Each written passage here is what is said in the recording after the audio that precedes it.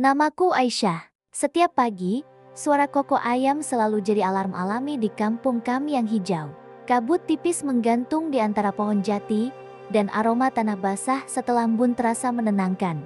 Aku selalu mencintai suasana ini sederhana, tapi penuh kehidupan.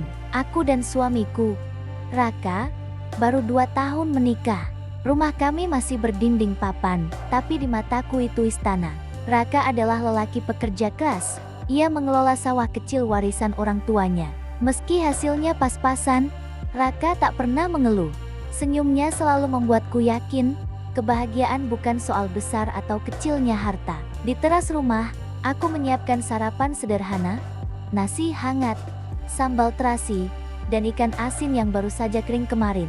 Raka duduk di sampingku sambil mengikatkan sarung di pinggang. Suatu hari nanti, kita pasti bisa bangun rumah tembok, katanya sambil menatap hamparan sawah yang berkilau terkena sinar matahari pagi. Aku menoleh dan tersenyum. Iya, rumah yang punya jendela besar. Biar cahaya masuk banyak, anak-anak kita bisa main di dalam tanpa takut kehujanan. Raka mengangguk mantap. Pelan-pelan saja, yang penting halal. Di tengah obrolan, Nina, sahabatku sejak kecil, datang sambil membawa sekeranjang pisang dari kebun belakang rumahnya. Rambutnya dicepol rapi, matanya selalu ceria. Aku bawa pisang untuk kalian. Buat sarapan tambahan, ucapnya sambil tertawa kecil. Aku dan Raka menyambutnya hangat. Nina memang seperti keluarga sendiri. Ia sering membantu ketika aku sibuk menjemur pakaian atau menyiangi kebun kecil di belakang rumah. Hari itu, setelah sarapan, kami bertiga duduk di bawah pohon mangga, menatap hamparan sawah yang luas. Angin sepoi-sepoi mengibaskan rambutku, seolah ikut menyimpan mimpi-mimpi kami. Di dalam hati, aku berjanji, apapun yang terjadi, aku akan berjuang bersama mereka. Keluarga dan sahabat adalah rumah tempatku kembali. Aku tidak tahu, pagi tenang itu adalah awal dari perjalanan panjang yang akan menguji janji dan kekuatan hatiku. Pagi tenang itu adalah awal dari perjalanan panjang yang akan menguji janji dan kekuatan hatiku. Sore harinya, langit tiba-tiba mendung. Angin berhembus kencang, membuat daun mangga bergesekan seolah membisikkan kabar yang tak ku mengerti. Saat aku menjemur pakaian terakhir, Bu Rahma, tetangga sebelah rumah, datang tergesa dengan payung lipat di tangan. Aisyah, kamu ada di rumah? Aku mau bicara sebentar, ujarnya. Napasnya terengah. Aku segera menuntunnya ke dalam. Hujan rintik-rintik mulai menimpa atap papan rumah kami. Bu Rahma duduk, menatapku dengan sorot mata serius yang jarang kulihat. Aku baru pulang dari kota, katanya perlahan. Ada lowongan jadi tenaga kerja di Arab Saudi, gajinya besar. Ais, aku pikir, mungkin ini bisa jadi jalan buat kamu dan Raka bangun rumah tembok yang kalian impikan. Dadaku seketika menghangat sekaligus dingin. Arab Saudi, negeri yang jauh, hanya pernah ku dengar lewat cerita jemaah haji. Gaji besar memang menggoda, tapi bayangan berpisah dengan Raka dan meninggalkan kampung kecil yang jati napas hidupku terasa menyesakan. Raka pulang menjelang senja, membawa karung padi. Saat aku sampaikan kabar itu, ia terdiam cukup lama. Hanya suara hujan di atap yang terdengar. Kamu mau? Tanyanya akhirnya, lirih. Aku, belum tahu, jawabku, menatap lantai. Uangnya memang bisa bantu kita, tapi kita akan jauh, Kak, bertahun-tahun. Raka menarik napas panjang, menatap mataku dalam-dalam. Aku juga berat, Ais, tapi kalau ini jalan kita untuk wujudkan mimpi, mungkin kita harus pertimbangkan. Malamnya, aku berbaring sambil mendengar denting hujan di luar. Di sampingku, Raka terlelap, wajahnya lelah. Aku menatap langit-langit yang remang. Dadaku berdesir campur aduk, rindu yang belum terjadi, harapan yang menakutkan, dan sebuah pertanyaan yang terus bergema, apakah impian yang besar selalu menuntut jarak yang begitu jauh? Pertanyaan itu terus menggema bahkan ketika fajar menyingsing, menyapu kabut tipis di sawah.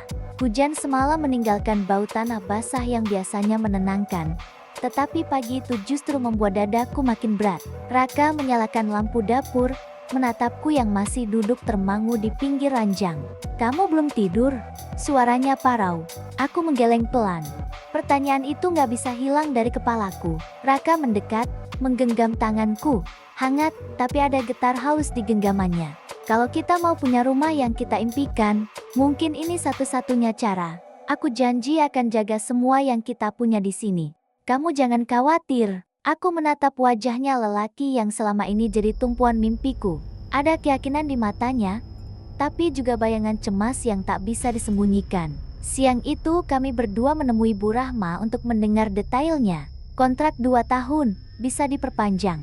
Majikan keluarga baik, gaji besar, tapi seleksi ketat, keberangkatan cepat. Jelasnya sambil menatapku penuh harap. 2 tahun.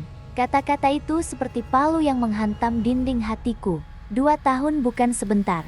2 tahun berarti mungkin melewatkan ulang tahun pernikahan, musim panen, bahkan senyum pagi Raka yang selalu jadi penyemangat. Malamnya, aku berdiri di depan jendela kecil rumah kami. Lampu minyak temaram menyoroti foto pernikahan kami yang tergantung di dinding. Aku dan Raka tersenyum lebar dengan pakaian sederhana. Pelan-pelan, aku berbisik pada bayangan sendiri di kaca jendela. Kalau ini cara kita bangun rumah impian, aku harus berani. Di belakangku, Raka mendekat, memeluk dari belakang. Aku akan menunggumu, Ais, janji. Pelukan itu hangat, terlalu hangat hingga membuat air mataku jatuh tanpa suara. Dan malam itu, tanpa kata-kata panjang, kami sama-sama tahu, perjalanan kami tak akan pernah sama lagi. Beberapa pekan kemudian, aku resmi meninggalkan kampung. Deru mesin bus malam yang mengantarku ke bandara terdengar seperti dentuman yang memisahkan dua dunia rumah yang hangat dan dunia asing yang penuh tanda tanya. Raka menggenggam tanganku erat hingga jemariku terasa kaku. Ingat, Ais, seberapa jauh pun jarak, aku tetap di sini, menunggu. Bisiknya, menahan getar suaranya.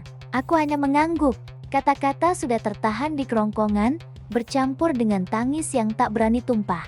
Perjalanan panjang akhirnya membawaku ke sebuah kota di Arab Saudi. Tempat debu pasir berterbangan dan langitnya seolah tak pernah benar-benar kelabu.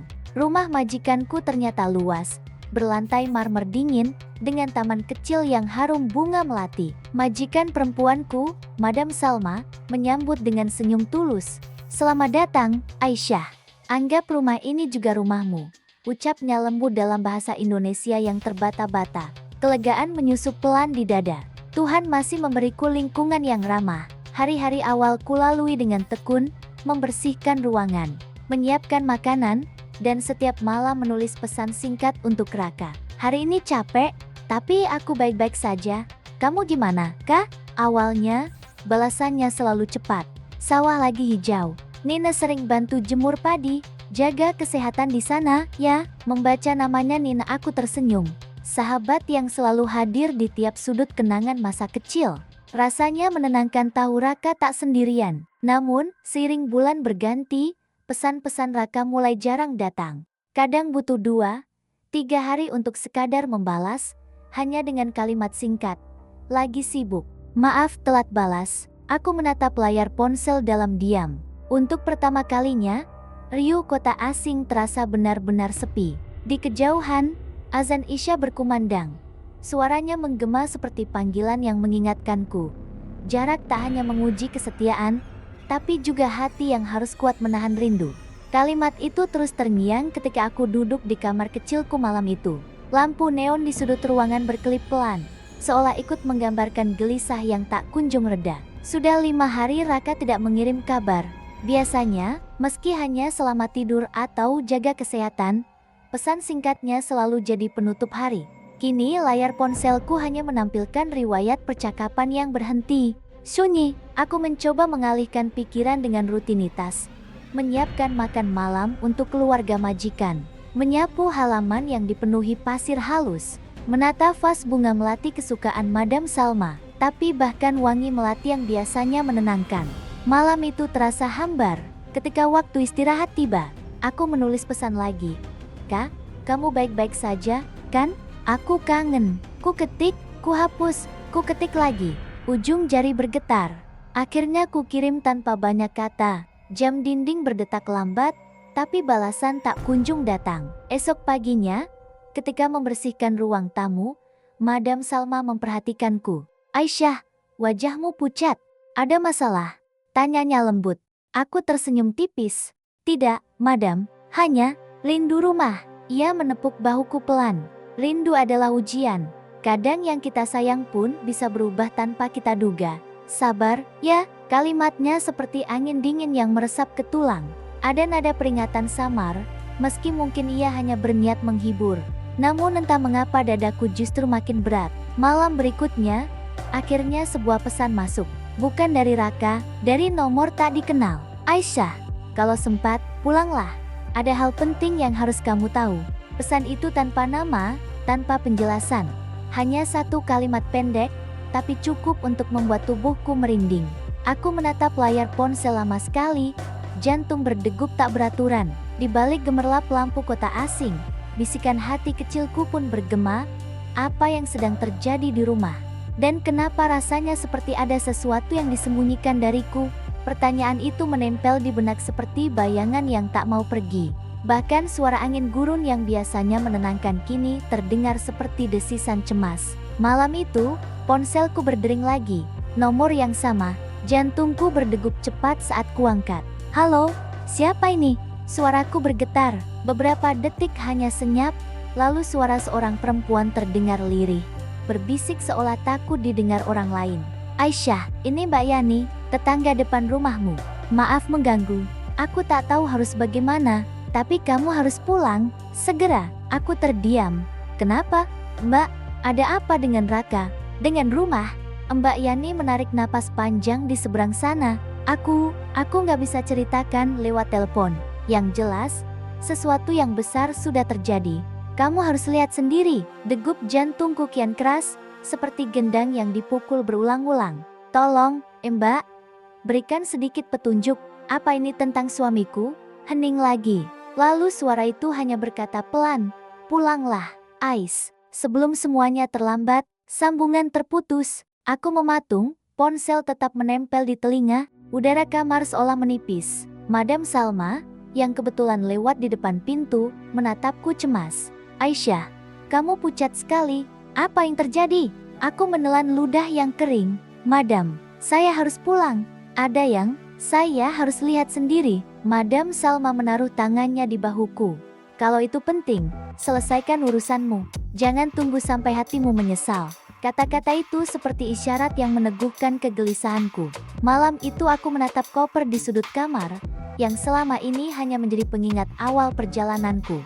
Kini koper itu terasa seperti panggilan pulang, panggilan yang mungkin akan mengubah segalanya. Aku menutup mata, merasakan desakan rindu bercampur ketakutan. Apapun yang menantiku di rumah, aku harus siap. Meski hatiku belum tahu seberapa dalam luka yang akan kutemui. Kalimat itu terus berdengung di kepala ketika aku membereskan koper pada dini hari. Jemariku gemetar setiap kali melipat pakaian. Seakan setiap helai kain menyimpan pertanyaan yang tak sanggup kuucapkan. Madam Salma menatapku dari ambang pintu, matanya teduh. Aisyah, kalau ini panggilan hati, jangan ragu. Allah bersama orang yang berani melangkah. Aku menunduk, air mata menitik tanpa kusadari. Terima kasih, Madam. Semoga saya bisa kembali menunaikan kontrak, tapi untuk sekarang saya harus pulang. Perjalanan menuju bandara terasa seperti mimpi yang berjalan lambat. Suara azan subuh dari menara masjid kota Riyadh menggema, menambah pilu di dada. Setiap langkah di terminal keberangkatan seakan menimbang beban yang makin berat. Rindu yang menyesakan dan ketakutan yang belum punya bentuk. Dalam penerbangan, aku hanya menatap gelap di balik jendela pesawat. Pikiran tentang Raka, senyum hangatnya, janji yang ia ucapkan malam sebelum aku pergi terus berputar seperti potongan film yang tak mau berhenti. Namun di sela-sela kenangan itu, bayangan pesan singkat Mbak Yani menancap seperti duri. Sebelum semuanya terlambat, ketika pesawat mendarat di tanah air, hujan rintik-rintik menyambutku. Udara lembab desa terasa begitu familiar namun juga asing setelah 2 tahun jauh. Aku menarik napas panjang, mencoba menahan degup jantung yang kian kacau. Dengan taksi sewaan, aku menempuh jalan berliku menuju kampung. Pohon-pohon jati yang dulu jadi saksi kepergianku kini berdiri bisu di kiri kanan jalan, seakan menyimpan rahasia. Begitu mobil memasuki gang kecil rumah kami, mataku langsung tertumbuk pada rumah besar bercat krem yang berdiri megah, tempat yang dulu hanya berupa rumah papan sederhana. Itu rumahku. Rumah yang selama 2 tahun ku bangun dari keringat dan rindu. Namun halaman yang biasanya ramai kini sunyi. Tak ada suara ayam, tak ada tawa anak-anak tetangga. Hanya daun-daun mangga bergoyang pelan, seperti menyapa dengan canggung. Kakiku melangkah ragu ke pagar. Jantungku berdebar semakin kencang ketika pintu rumah yang megah itu sedikit terbuka. Siluet seseorang melintas di balik tirai jendela, bayangan yang membuatku menahan napas dan berdoa dalam hati. Ya Tuhan, apa yang sebenarnya telah terjadi selama aku jauh? Pertanyaan itu menyesak ketika siluet di balik tirai kembali bergerak, perlahan seperti sengaja menguji nyali. Angin sore menerpa wajahku, membawa aroma basah dari tanah yang baru diguyur hujan, menambah dingin yang sudah sejak tadi menggigit perasaanku. Aku menahan napas dan mendorong pagar besi yang kini tampak jauh lebih kokoh daripada kenangan rumah papan dulu. Engselnya berdecit pelan. Suara yang membuat bulu kuduku berdiri. Assalamualaikum. Suaraku nyaris berbisik, terseret gugup. Tak ada jawaban, hanya tirai yang kembali berayun, seolah menutup sesuatu. Aku melangkah ke teras, mataku menatap setiap detail. Ubin mengilap, pot bunga tertata rapi, kursi rotan baru yang tak pernah kulihat sebelumnya. Semua terasa asing indah, tapi dingin, seolah bukan rumah yang kubangun dengan rindu. Pintu depan berderit pelan ketika ku dorong. Aroma cat baru bercampur wangi kayu jati langsung memenuhi udara. Hatiku berdegup kencang. Raka, panggilku lirih. Langkah-langkah kecil terdengar dari dalam. Lalu muncullah seorang anak perempuan kecil usia sekitar 5 tahun. Berambut kuncir 2, mengenakan baju tidur berwarna biru muda. Matanya bulat menatapku heran. Siapa tante? Suaranya polos. Aku membeku. Tante? Lidahku keluh, tak tahu harus menjawab apa. Dari dalam, terdengar suara perempuan dewasa, lembut namun jelas. Sayang, siapa di depan?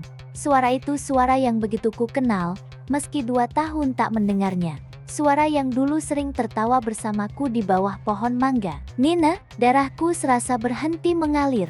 Tubuhku menegang. Lalu langkah Nina muncul di balik pintu. Wajahnya nyaris tak berubah, hanya kini mengenakan daster elegan, rambutnya disanggul rapi. Tatapannya terhenti saat mata kami bertemu. Aisyah, suaranya tercekat, kaget, seperti baru melihat hantu masa lalu. Jantungku berdegup lebih keras daripada deru hujan di luar. Di ujung mataku, kulihat cincin emas melingkar manis di jari manis tangan kanannya, cincin yang pernah Raka pilih sendiri untukku dulu. Seketika, semua desas-desus pesan singkat, semua malam tanpa kabar, seolah menyatu dalam satu pukulan nyata. Pengkhianatan yang selama ini hanya jadi bayangan, kini berdiri di hadapanku, dengan wajah sahabatku sendiri. Suara Nina terputus di tenggorokan, matanya melebar seperti baru saja melihat cermin masa lalu yang pecah. Hanya rintik hujan di luar yang berani memecah keheningan. Aku menelan ludah, dada terasa sesak. Nina, kenapa kamu di sini? Suaraku parau, hampir tak terdengar. Anak kecil yang tadi memanggilku tante bersembunyi di balik kaki Nina, menatapku penuh rasa ingin tahu. Gerak polosnya bagai pisau halus yang mengiris diam-diam mengingatkanku pada mimpi yang dulu kuceritakan pada Nina sendiri. Tentang keinginanku memiliki anak yang tumbuh di rumah yang nyaman. Nina meremas ujung dasternya, bibirnya bergetar. Ais, aku bisa jelaskan, tapi sebelum ia sempat menuntaskan kalimat, langkah berat terdengar dari dalam rumah. Derap yang kukenal, ritme yang dulu selalu menenangkan ketika pulang dari sawah. Raka, ia muncul di ambang pintu ruang tengah. Tubuhnya sedikit kaku begitu melihatku berdiri di teras. Wajahnya seketika pucat. Aisyah, hanya itu yang keluar. Lirih, seolah angin sore merenggut sisa suaranya. Aku menatapnya, lelaki yang dulu memintaku menunggu dengan janji yang kupeluk selama 2 tahun. Kini, tatapan matanya tak lagi memberi rasa aman. Ada jarak asing di sana, jarak yang tak pernah kuciptakan. Raka, suaraku pecah. Apa ini? Raka menatap Nina sejenak, lalu menunduk, seolah mencari kata-kata di lantai marmer yang berkilau. Ais, semuanya tidak seperti yang kamu pikir, ujarnya pelan. Kami terpaksa. Keadaan memaksa. Terpaksa? Kata itu berputar di kepalaku, menyalakan setiap kenangan tentang malam-malam bekerja hingga larut. Setiap tetes keringat yang kukirim pulang demi rumah ini. Aku menarik napas panjang, mencoba menahan badai di dada. Keadaan, suaraku bergetar. Keadaan macam apa yang membuatmu dan sahabatku menikah? Nina menunduk, air matanya jatuh di lantai. Raka memejamkan mata, seolah menahan beban yang tak sanggup diucapkan. Hujan di luar semakin deras, menabuh atap rumah yang dulu kami impikan. Di dalam, keheningan jauh lebih riuh menyisakan ruang bagi pertanyaan-pertanyaan yang mungkin tak akan pernah terjawab dengan sederhana. Aku merasakan jantungku berdetak begitu keras hingga seolah bisa terdengar oleh semua orang di ruangan itu. Hanya suara hujan di atap yang menjadi saksi bisu dari badai yang mengamuk di dadaku. Nina, Raka, suaraku lirih, hampir tenggelam dalam gemuruh hujan. Kalian, sungguh melakukannya tanpa sepengetahuanku? Raka menelan ludah. Matanya berusaha menatapku, namun terus saja berpaling. Ais, aku menunggumu, ujarnya tertahan. Tapi waktu berjalan, dan kabar darimu jarang datang. Ibuku sakit, Nina yang selalu membantu. Lalu, keadaan membawa kami ke titik ini. Keadaan, aku mengulang kata itu, bibirku bergetar. Sejak kapan janji bisa kalah oleh keadaan? Nina mengusap air matanya. Ais, aku bersalah. Aku sudah mencoba menahan diri, tapi kami sama-sama terluka. Aku tak bisa lagi berpura-pura hanya menjadi teman. Setiap kata mereka bagai butir hujan yang menimpa kulit, dingin dan tajam. Aku berusaha menahan diri, namun ingatan tentang malam-malam panjang di negeri orang ketika aku menulis surat, mengirim foto, menabung setiap rupiah untuk rumah yang kini mereka huni mendesis seperti api yang disiram bensin. Aku menabung bukan hanya untuk rumah, kataku dengan suara bergetar. Aku menabung untuk mimpi kita, Raka, mimpi kita berdua, yang kini kalian jadikan milik kalian. Raka menunduk, tangannya mengepal. Ais, aku tak pernah ingin menyakitimu. Aku pun masih memikirkanmu setiap hari. Kalau benar begitu, potongku dengan napas terengah. Kenapa janji kita hancur begitu mudah? Tak ada jawaban, hanya tatapan Nini yang penuh penyesalan dan Raka yang memejamkan mata, seolah menahan perih yang tak lagi bisa dibenarkan. Hujan kian menderas, seakan langit sendiri ikut menumpahkan air mata. Aku mengangkat wajah, mencoba menahan air mata yang menggenang. Dalam hati, satu keputusan mulai mengeras, keputusan yang akan mengubah arah hidupku selamanya. Keheningan yang sama kini menjadi saksi, bahwa luka paling dalam tak selalu tampak oleh mata, tapi mampu menyalakan tekad yang tak bisa dihentikan siapapun. Bahwa luka paling dalam tak selalu tampak oleh mata, tapi mampu menyalakan tekad yang tak bisa dihentikan siapapun. Aku mengusap air mata dengan punggung tangan. Napas tercekat, dada masih terasa sesak. Tapi di balik sakit yang menindih, perlahan-lahan muncul sesuatu yang lebih kuat dari amarah. Tekad. Aku menatap Raka dan Nina yang masih tertunduk. Kalian mungkin sudah merobek mimpi yang kita rencanakan. Suaraku pelan, namun setiap kata seperti batu yang dijatuhkan ke air. Tapi kalian tidak akan merobek siapa diriku. Aku tidak akan runtuh hanya karena pengkhianatan ini. Raka menoleh, wajahnya pucat. Ais, tolong jangan pergi seperti ini. Kita bisa bicara lagi. Aku mengangkat tangan, menahannya. Tidak, Raka, kau sudah bicara banyak tanpa kata-kata ketika memilih jalanmu. Hari ini, percakapan kita berakhir. Seketika hatiku seperti terbelah dua. Bagian diriku masih ingin menatap wajahnya sekali lagi, wajah yang dulu ku sebut rumah. Tapi aku tahu, menatap lebih lama hanya akan meruntuhkan benteng yang baru saja ku kokohkan. Aku melangkah keluar rumah dengan koper yang sempat kutitipkan di teras. Hujan masih mengguyur, menempelkan dingin ke kulit, tapi dingin itu tak lagi menakutkan. Justru, setiap tetesnya seperti menyalakan keberanian. Di tepi jalan, aku menengadah. Lampu jalan memantulkan cahaya kuning redup di genangan air. Hidupku mungkin runtuh di satu sisi, tapi Tuhan pasti menyiapkan jalan di sisi lain. Bisikku dalam hati, ponselku bergetar, sebuah pesan dari Madam Salma. Aisyah, apapun yang terjadi, rumah kami selalu terbuka untukmu. Ingat, kau lebih kuat daripada yang kau kira. Pesan itu seperti cahaya kecil di tengah kegelapan. Aku menatap layar ponsel, bibirku bergetar. Ya, mungkin aku sudah kehilangan Raka, tapi bukan berarti aku kehilangan masa depan. Di bawah hujan yang masih setia menemaniku, Untuk pertama kalinya aku berani mengucapkan janji baru bukan untuk siapapun, melainkan untuk diriku sendiri. Aku akan bangkit, aku akan membangun hidupku kembali, tanpa rasa takut, tanpa penyesalan. Kalimat itu terus bergaung di kepalaku saat langkah kaki membawaku ke terminal bus malam. Suara rintik hujan di atap seng seolah menabuh irama semangat yang baru saja lahir. Koper kecilku bergemerisik saat kutarik menapaki lantai basah. Dulu, koper itu simbol perantauan. Kini, koper yang sama menjadi tanda kebebasanku. Anehnya, meski dada ini masih perih, ada setitik hangat yang mulai tumbuh seperti fajar yang malu-malu mengintip setelah malam panjang. Di pojok ruang tunggu, Mbak Yani berdiri canggung. "Ais," panggilnya pelan saat matanya menangkapku. Aku mendekat, menahan senyum getir. "Mbak, terima kasih sudah mengabari." Aku menghela napas, walaupun rasanya seperti disayat, mungkin kalau tanpa Mbak, aku akan terus dibohongi. Mbak Yani menunduk, menatap lantai. "Maafkan aku harus jadi pembawa kabar buruk. Aku cuma tak tega melihatmu berjuang di negeri orang, sementara di sini, segalanya berubah tanpa sepengetahuanmu." Aku menatapnya lekat, lalu meraih tangannya. "Jangan minta maaf, justru aku berhutang padamu. Berkat Mbak, aku tahu kebenarannya meski pahit." Ia menatapku, matanya berkaca-kaca. "Kamu mau kemana sekarang?" Aku mengangkat koper dan menatap ke arah bus yang baru saja berhenti dengan deru mesin yang berat. "Ke rumah orang tua. Aku butuh pelukan ibu dan ayah. Lalu aku akan memulai dari awal.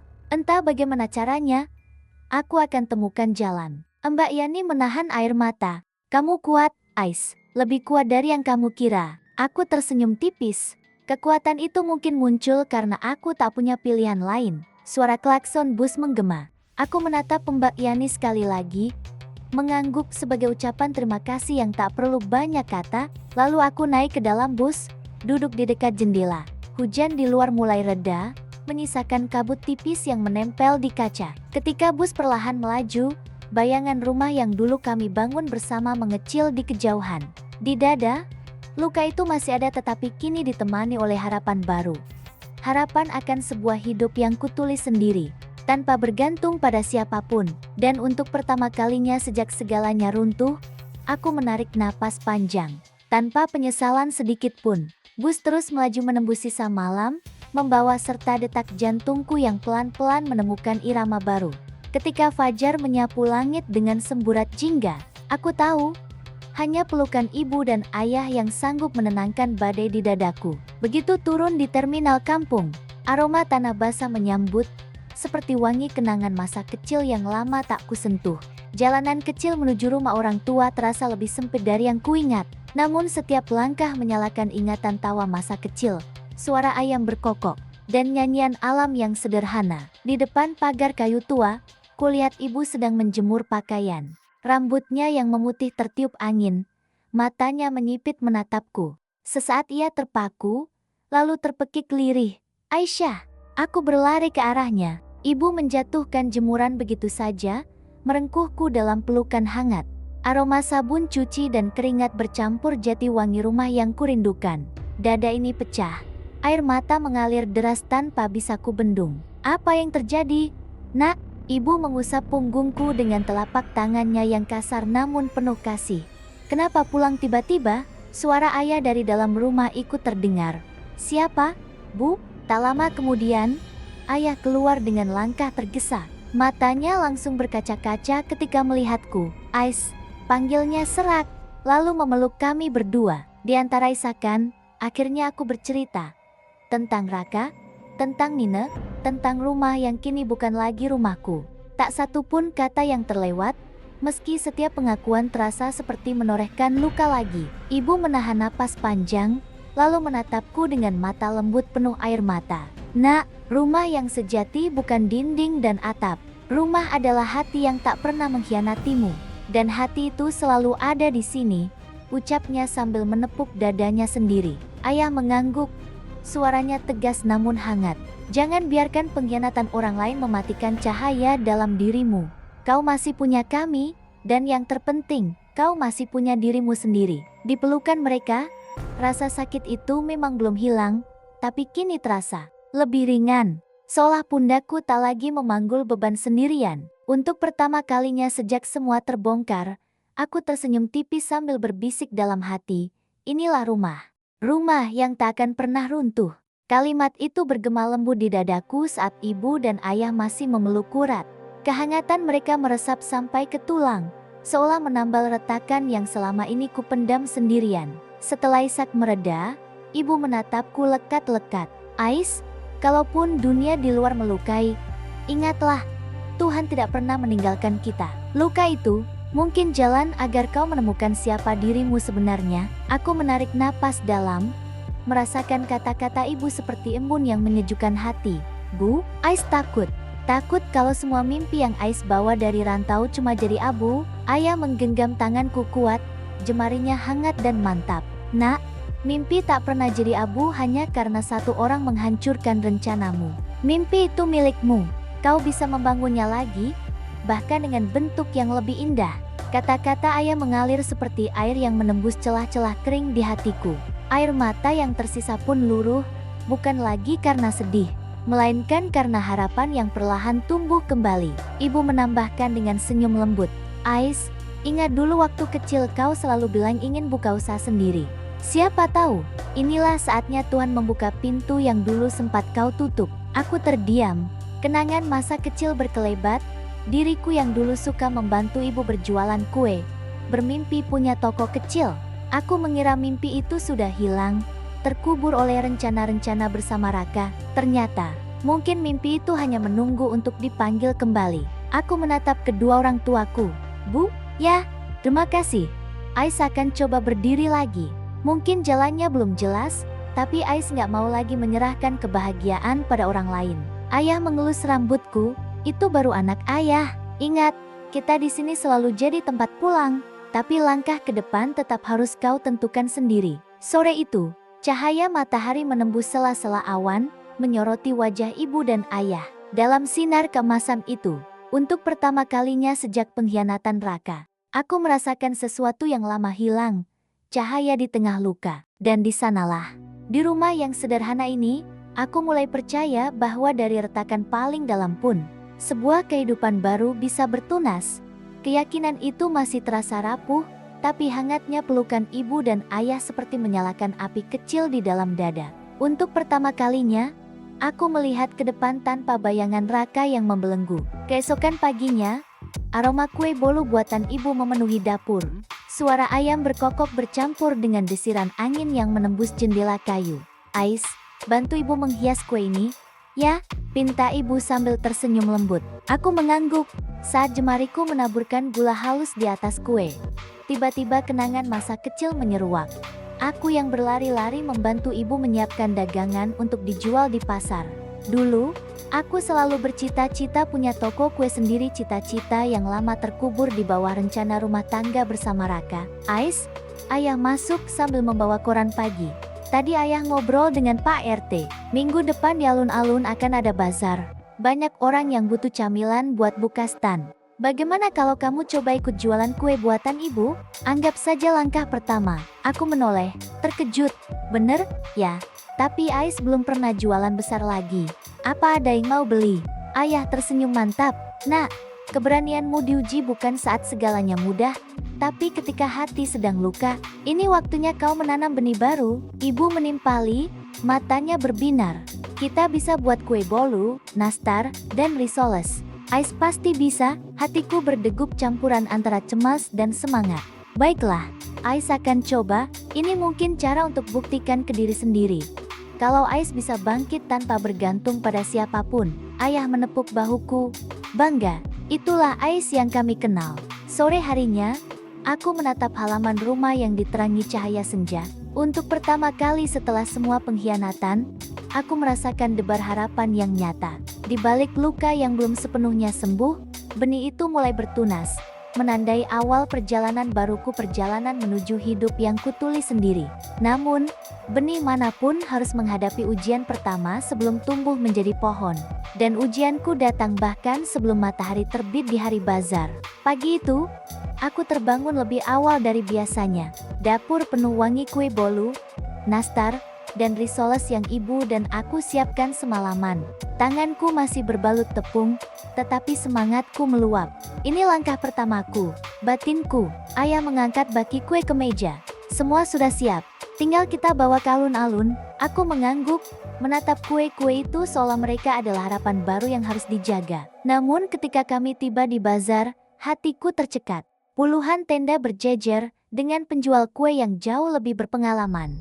Stand kami tampak sederhana di antara dekorasi warna-warni dan lampu-lampu kecil yang memikat mata. Aku menarik napas dalam, mencoba menepis rasa ciut.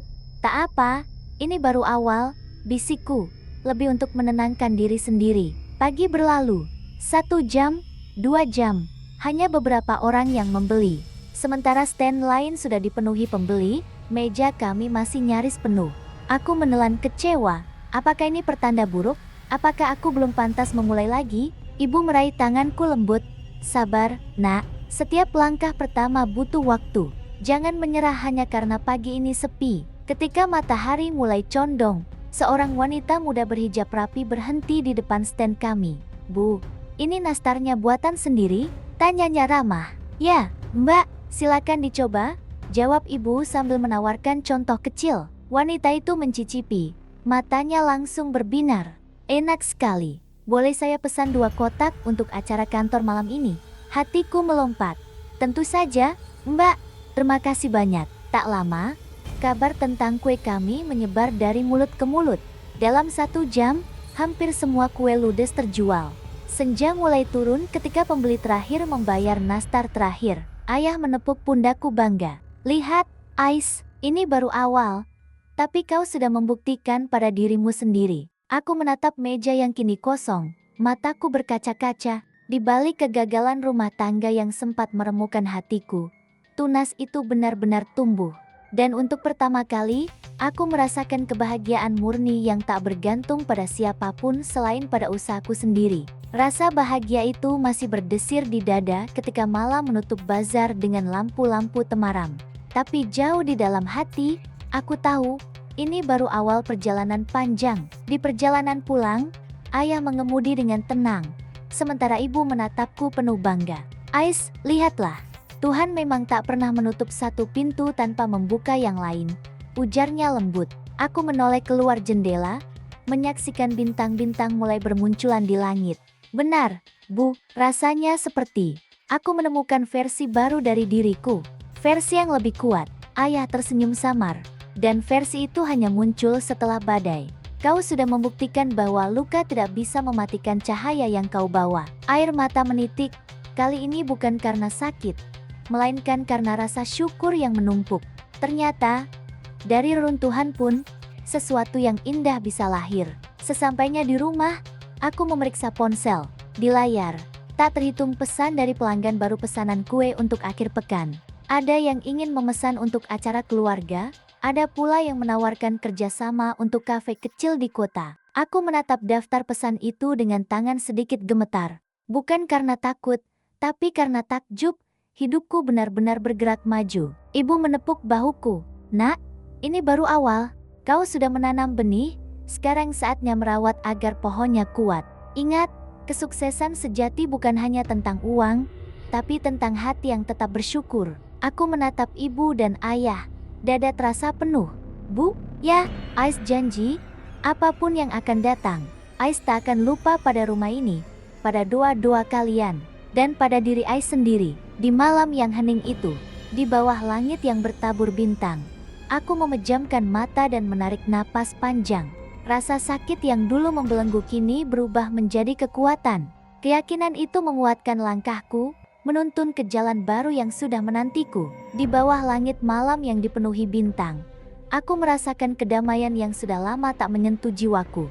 Angin desa berhembus lembut, seperti bisikan rahasia alam yang hanya bisa ku dengar ketika hati benar-benar tenang. Keesokan paginya, sinar matahari menembus tirai kamar. Aku bangun dengan perasaan berbeda ringan dan mantap, seolah seluruh beban masa lalu tertinggal di sudut yang tak lagi ingin ku jelajahi. Di meja, ayah meninggalkan secarik kertas dengan tulisan tangannya yang khas. Nak, hidup selalu menyiapkan kejutan. Jangan takut pada rintangan baru, karena dari sanalah keberanianmu ditempa. Aku menggenggam kertas itu erat. Ada rasa hangat yang mengalir, seperti pelukan tanpa wujud. Ayah benar, batinku. Keberanian bukan berarti tak pernah takut, tapi memilih melangkah meski takut masih ada. Siang itu, teleponku berdering. Sebuah nomor asing muncul di layar. Halo? Sapaku hati-hati, suara di seberang lembut tapi jelas. Selamat siang, ini dari pengelola kafe Arunika di kota. Kami mendengar kabar dari bazar kemarin. Kami ingin menawarkan kerjasama. Apakah Anda tertarik memasok kue-kue buatan Anda ke kafe kami setiap minggu? Jantungku berdetak kencang. Tawaran itu datang begitu cepat, begitu tak terduga. Aku tersenyum, meski mata mulai berkaca-kaca. Tentu saja, dengan senang hati. Setelah menutup telepon, aku menatap langit biru di luar jendela. Dulu, aku pernah berpikir masa depanku hanya bisa dibangun bersama Raka. Kini, Tuhan menunjukkan bahwa jalanku jauh lebih luas. Bahkan tanpa dia, sore menjelang ketika ibu duduk di sampingku, menatap pemandangan sawah yang keemasan. Nak, katanya lembut, kadang kita harus kehilangan sesuatu untuk menemukan arah yang lebih indah. Luka itu bukan akhir, tapi awal dari pelajaran besar.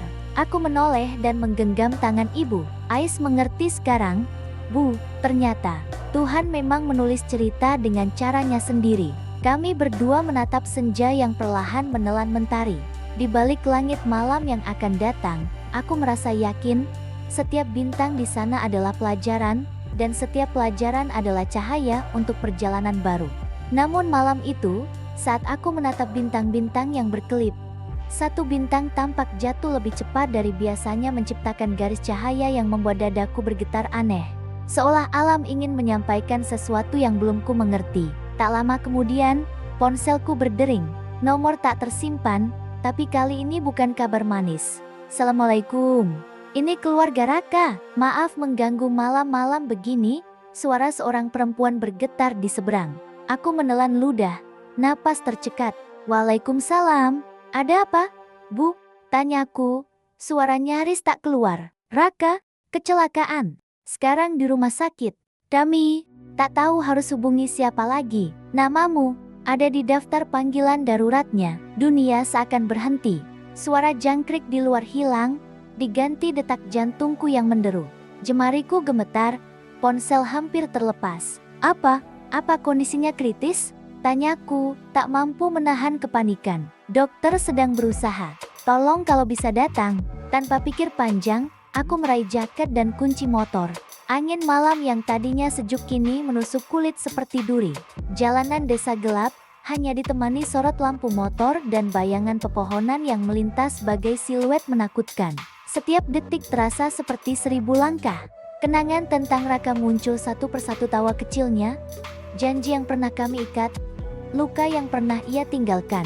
Aku menggigit bibir, berusaha menahan air mata yang tak tertahan. Di depan ruang IGD, aroma obat dan desinfektan menyambut dengan dingin.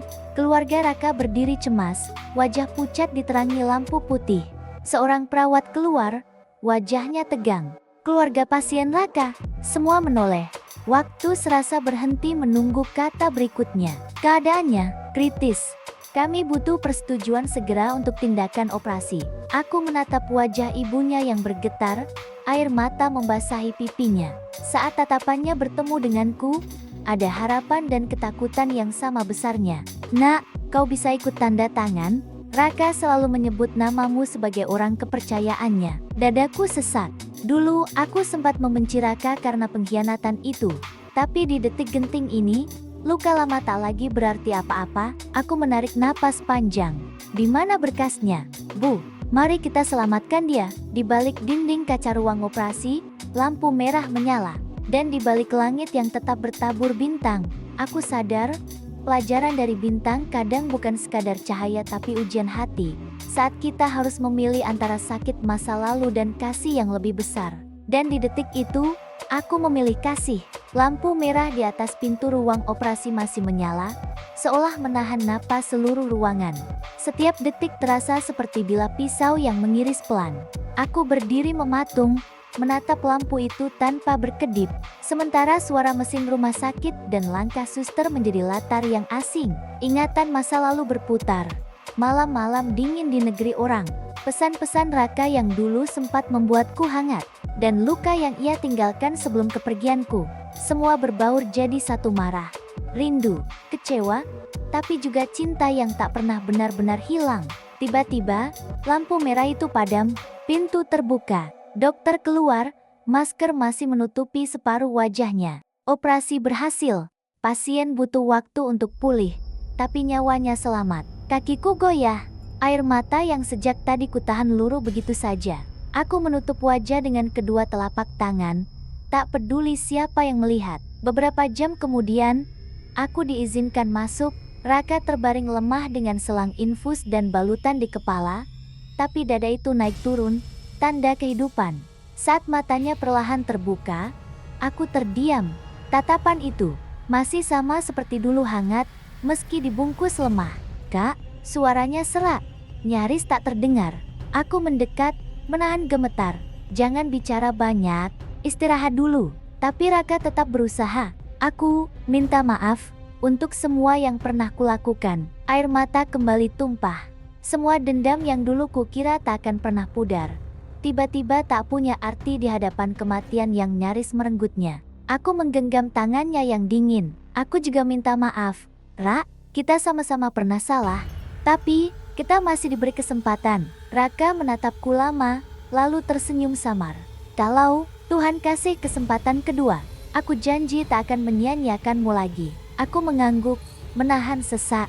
Kesempatan kedua bukan hanya untuk kita berdua, Rat, tapi juga untuk kita belajar tentang memaafkan dan mencintai tanpa menuntut. Di luar, matahari pagi mulai merangkak naik. Sinar oranye menembus jendela ruang perawatan, memantulkan cahaya ke wajah Raka. Cahaya itu bukan sekadar tanda pagi, tapi seolah pertanda babak baru dalam hidup kami, babak yang lahir dari luka, air mata, dan akhirnya penerimaan. Aku menatap langit yang perlahan berubah biru. Dalam hati berbisik, mungkin inilah arti pulang yang sesungguhnya, bukan sekadar kembali ke tempat, tapi kembali ke hati yang pernah kita tinggalkan.